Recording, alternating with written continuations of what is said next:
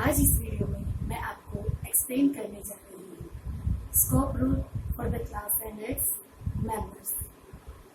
सबसे पहले बात करते हैं scope rule for the class. एक क्लास को हम दो स्कोप में डिक्लेयर कर सकते हैं, ग्लोबल स्कोप, लोकल स्कोप।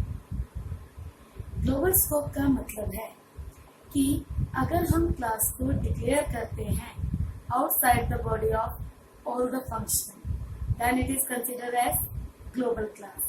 आपकी hash include Asim dot H है और उसके तुरंत बाद आपने क्लास डिफाइन की है एबीसी। ये जो क्लास एबीसी है ये किसी भी फंक्शन का मेंबर नहीं है, यानी ये किसी भी फंक्शन के अंदर डिक्लेयर्ड नहीं है। इसीलिए ये क्लास एबीसी आपकी क्या कंसीडर होगी, ग्लोबल क्लास कंसीडर होगी। अब एक जो ग्लोबल क्लास है उसके लिए हम पूरे प्रोग्राम में कहीं पर भी ऑब्जेक्ट डिक्लेयर कर सकते हैं। सपोज कीजिए मैं यहीं पर एक ऑब्जेक्ट डिक्लेयर करती हूँ एबीसी क्लास का ए। ये ओ ऑब्जेक्ट भी किसी भी मेंबर फंक्शन का या फंक्शन का पार्ट नहीं है, तो ये ऑब्जेक्ट ए आपका क्या कहलाएगा, ग्लोबल ऑब्जेक्ट। अगर मैं चाहूँ तो क्लास एबीसी के लिए किसी फंक्शन के अंदर भी डिक्लेयर कर सकती हूँ ऑब्जेक्ट, यानी क्लास का लोकल ऑब्जेक्ट भी डिक्लेयर हो सकता है। मेरे पास एक फंक्शन है फन, उसके अंदर मैंने ऑब्जेक्ट डिक्लेयर किया एबीसी क्लास का बी, यानी जो ये बी ऑब्जेक्ट है ये लोकल है फन फंक्शन। अगर मेरी क्लास ग्लोबल थी तो उसके लिए हमने ग्लोबल ऑब्जेक्ट ए भी डिक्लेयर किया था और लोकल ऑब्जेक्ट बी भी, यानी ग्लोबल क्लास के लिए हम दोनों टाइप के ऑब्जेक्ट डिक्लेयर कर सकते हैं, ग्लोबल ऑब्जेक्ट भी एंड लोकल ऑब्जेक्ट भी। लेकिन जो हमारी लोकल क्लास होती है, लोकल क्लास का मतलब है अ class which is defined inside any function, यानी अगर हम क्लास को किसी फंक्शन के अंदर डिफाइन करते हैं तो उसे हम कहते हैं लोकल क्लास। फॉर एग्जाम्पल मेरे पास एक फन फंक्शन है, इसकी बॉडी के अंदर मैंने एक क्लास डिफाइन की XYZ।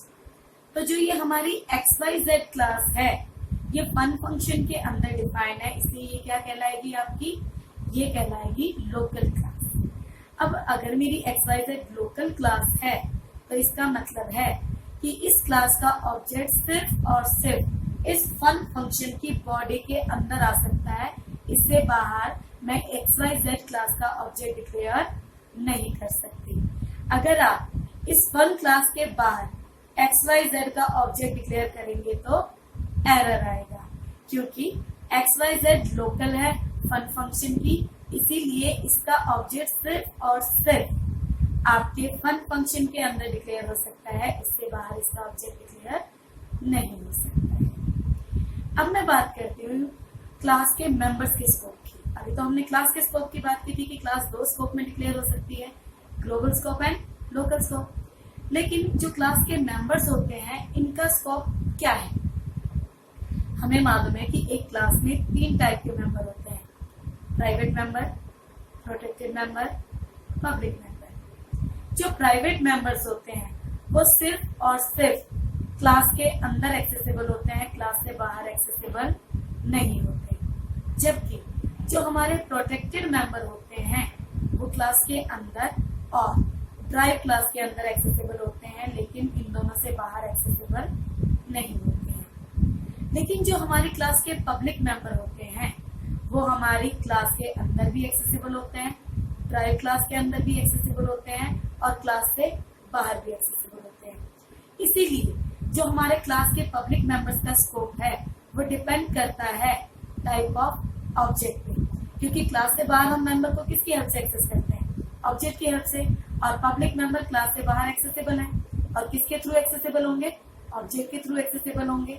और ऑब्जेक्ट अगर ग्लोबल है तो क्लास के पब्लिक मेंबर का स्कोप जो होगा वो क्या होगा, ग्लोबल होगा। लेकिन अगर मेरा ऑब्जेक्ट लोकल है तो मेरे क्लास के पब्लिक मेंबर का जो स्कोप होगा वो क्या होगा, लोकल स्कोप होगा। इसीलिए कहा जाता है कि क्लास के पब्लिक मेंबर का जो स्कोप होता है वो डिपेंड करता है कि आपकी क्लास का ऑब्जेक्ट कैसा है।